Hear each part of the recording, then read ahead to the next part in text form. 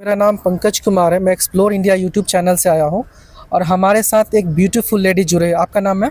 मोनिका। मोनिका। आप कहाँ से हो मैम? बेसिकली दिल्ली। दिल्ली से हो। मैं आपसे कुछ क्वेश्चन पूछूंगा। लव मैरिज और अरेंज मैरिज में दोनों में आपको बेटर कौन लगता है? लव मैरिज अच्छा लगता है या फिर अरेंज मैरिज अच्छा लगता है? Okay, so since mine was love marriage, so I would say कि लव मैरिज।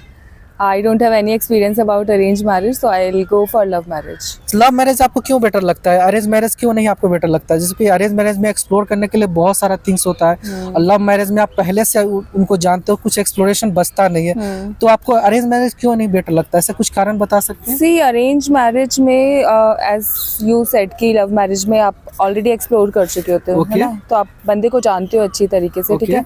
तो एक होता है ना आफ्टर मैरिज शॉक, आपको कम लगता है। तो when you go through arrange marriage, it's all about luck. I mean, I am not saying कि लव मैरिज में लक नहीं होता है, ठीक है। तो इट्स ऑल अबाउट कि अरेंज मैरिज में it is more of a shocker अगर बंदा अच्छा ना मिले। बट लव मैरिज में ठीक है, you know the person, most of the time you know of the person, but again there are chances कि लव मैरिज में भी प्रॉब्लम होती है। But love marriage is more safer than arrange marriage, that is my point of view. अच्छा, एक सर्वे के अनुसार बताया गया है कि लव मैरिज जो होता है अरेंज मैरिज के मुकाबले ज़्यादा उसमें डाइवोर्स होते हैं। मतलब ज़्यादातर उसमें कपल्स एक दूसरे से बहुत जल्द अलग हो जाते हैं। तो ऐसा आपको क्या लगता है कि सही में ऐसा होता है या फिर ये जस्ट ये मतलब ये रूमर्स है? No, so I have like almost around 20 of my friends, and we all got married. Like I mean, it was all love marriage, and we all are happily married. So I don't believe कि ऐसा कुछ true है. I mean that's my again my point of view. आपका opinion sir. हम मतलब मान लीजिए कि लव मैरिज में बहुत सारा डिफिकल्टीज फेस होता है। जैसे गार्जियन को मनाना पड़ता है, पेरेंट्स को आपको बोलना पड़ता है कि हम उससे लव करते।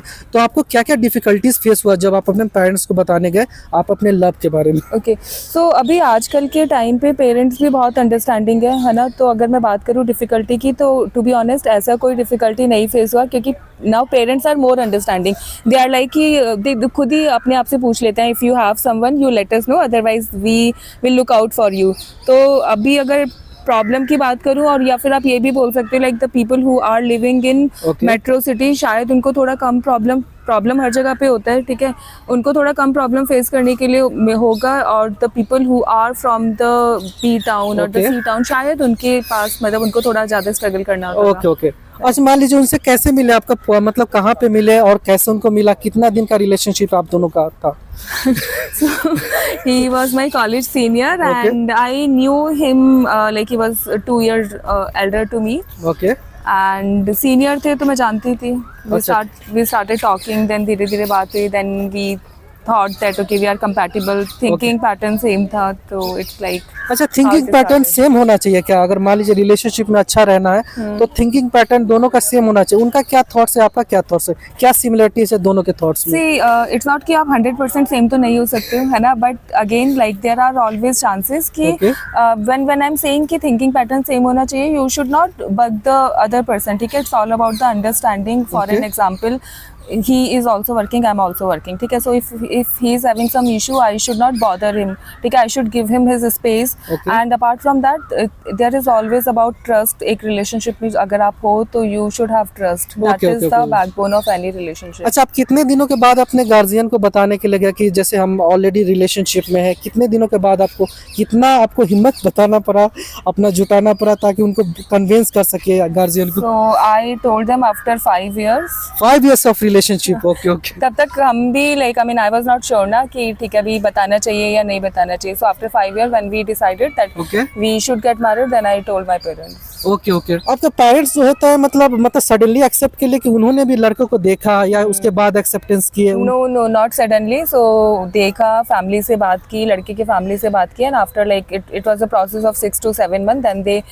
thought कि okay everything is good to go, then they said yeah fine। अच्छा, इंटरकास्ट मैरिज आजकल ज्यादा होते हैं, तो आपका इंटरकास्ट मैरिज हुआ है फिर अपनी कास्ट की में मैरिज हुआ है? No, luckily same caste. अगर इंटरकास्ट में भी मैरिज में बहुत सारा डिफिकल्टीज फेस होता है, तो आपके कोई फ्रेंड्स है जो इंटरकास्ट मैरिज में उनका लव रिलेशनशिप सक्सेसफुल है?